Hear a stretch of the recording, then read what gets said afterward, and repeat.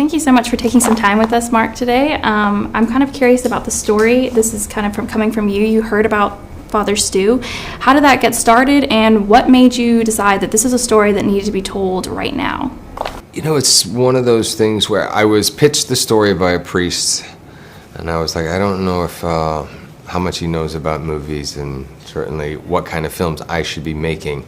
But he was very persistent in telling me this story. And finally, when he told me about probably the third time, it resonated with me, and I was like, oh my gosh, I really need to make this movie. And it wasn't so much that I knew that now was the time, I just knew that it was important for me to make the movie. These kind of things take time. It's through God's divine intervention that it's happening now when it's needed the most. In the day and age that we're living in, and with all the divide, all the uncertainty, the fear of the unknown that people are living through, and everybody can relate to that, that now this movie is coming out and answering a lot of questions for people and hopefully giving them a lot of hope and inspiration.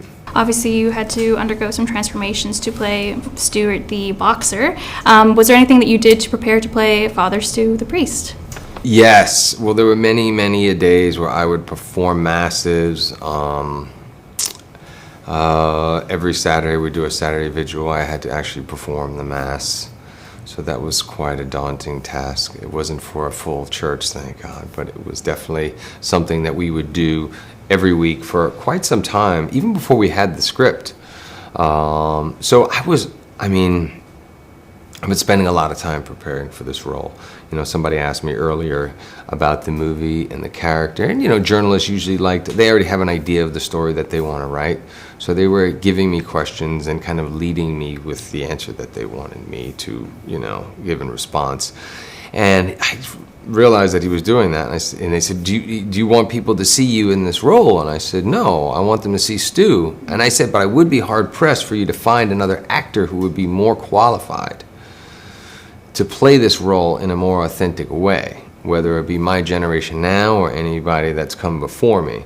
I don't think anybody is better suited to play the part, but I wanted people to see Stu. I wanted to continue to echo Stu's message and to introduce Stu to people who didn't know the story of Father Stu. What do you think the biggest takeaway that people can learn from Father Stu? I mean, not everyone's going to have the come to Jesus moment that he had, but we can all understand redemptive suffering. And tough grace and tough mercy. Yeah, very tough grace. So what do you think that anyone watching this movie can take away and learn from Father? The great thing is everybody takes something different, you know, but hopefully people are challenged and put to task a little bit to just be better themselves, to do a little bit more, and to try to help people, you know, and accept people for who they are. You know, to be open and loving and accepting versus quick to judge people because of personal choices that they make or mistakes that they've made in the past, because nobody is beyond redemption, and people need to be loved and know that people care. That's the biggest thing. You know, people are lonely and they have a tendency to move away from God, and they think that nobody cares about them. So we're all you know, expected to do more and embrace people and love people, and hopefully it gives people hope and faith. He seemed like such a larger-than-life person. He didn't do anything halfway. Was there a particular part of his personality that you enjoyed playing the most? Like he was playing the, you know, hard on his knocks, you know, actor. There's a lot of funny moments in the movie.